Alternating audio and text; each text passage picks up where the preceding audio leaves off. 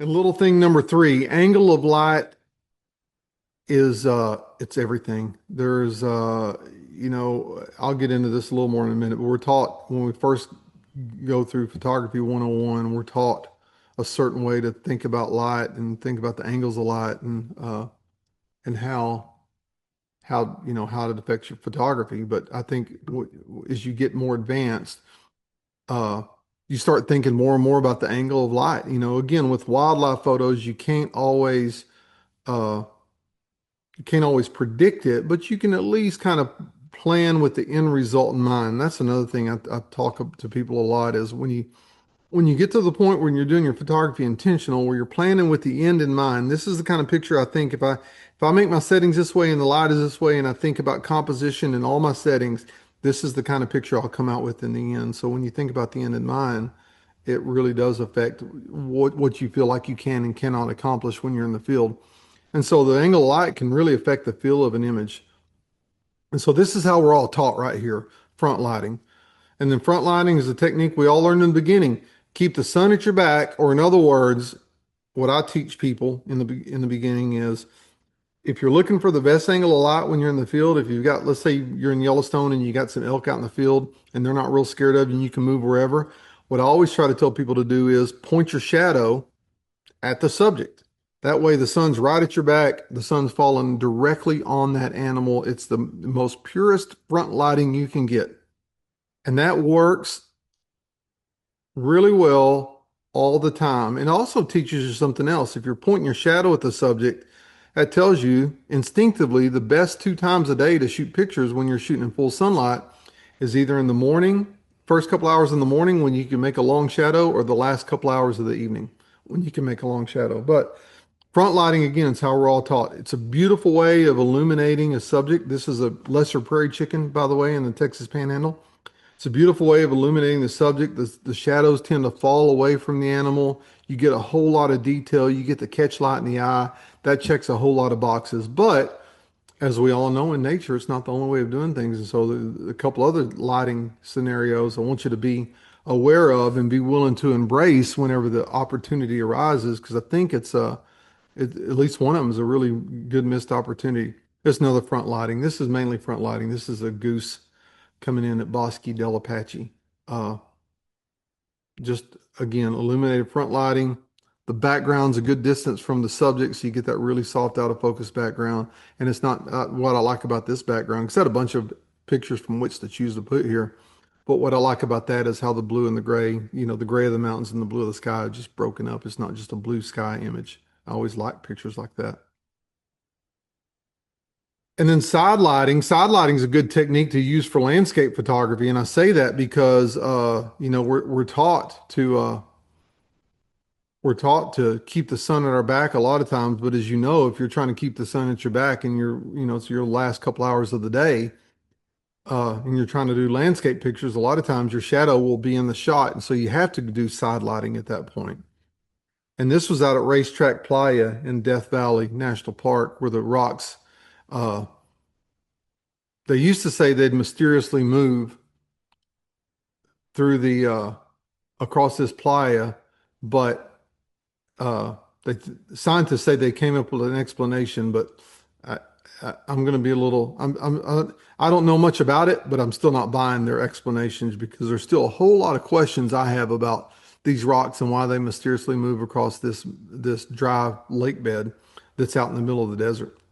And so with this one, when we were out there back in February, it was I told everybody consider side lighting, because number one, using that shadow to help shape the objects that you see in the frame. So in other words, instead of the shadow falling cleanly away from the subject and you never seeing it, we wanted to see the shadow in the subject. So we side lighted this one. And so you see the mountains that are side lit in the distance. You see the rock that's side lit in the foreground. And then as another thing it does, that side lighting helps give definition to the edges of that track and the edges of those octagonal cracks that are in the mud there. And it just adds a little more visual interest. It's a little thing, and that's why I call it the little things. But when you start thinking along ways like this, and if you when you start thinking along these pathways like I'm talking about, then it's those little things a lot of time that adds up that really adds interest to the picture. So consider side lighting as well. Front lighting is how we always learn. Side lighting is a good technique as well. And then this is a side lit picture. This is in Cades Cove in Smoky Mountain National Park. Uh, this is a morning scene. Sun's coming up to our left, side lighting this lane. Just a beautiful, beautiful shot. Iconic. It's, this is Sparks Lane in Cades Cove in Great Smoky Mountain National Park. And so, good iconic scene. A lot of people have taken the scene, and every time we're there, when we see it, we take it. It's a beautiful example of side lighting. Just helps to add definition and a little bit of a drama to a scene that otherwise, if it was front lit, it may be a little more flat, may not be as have the same feel to it. And I don't know how to describe the feel, but I think you understand what I'm talking about there. And then backlighting. This is one technique that uh, I've been doing a workshop for the past 4 or 5 years called Cowboys and Canyonlands, and it's been a remarkably popular workshop. But one of the things that I do in that workshop is I get people out of their comfort zone, and there's some times when I make the Cowboys be uh, the sun will be on the other side of the Cowboys, so they're backlit on purpose, because it's such a dramatic way of shooting pictures, and these donkeys or these wild burros are backlit. This was out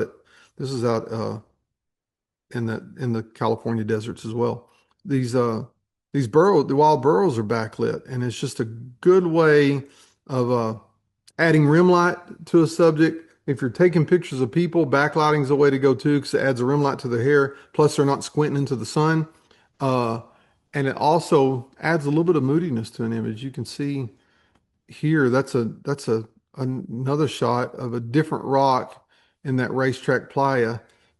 And on this shot, I really wanted it to look like desert and look kind of barren, and it wasn't hot that day, but I wanted to kind of impart that feel. And so shot this at f/22 to get the starburst and backlit it. So again, we can use those shadows as part of the scene in the picture.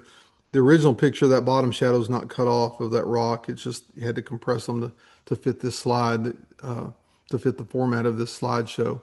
And so it's just one of those tools in your toolbox. Always be thinking about backlighting. Now, one trick to backlighting, if you ever do it, and this is on the Cowboys and Canyonlands workshop.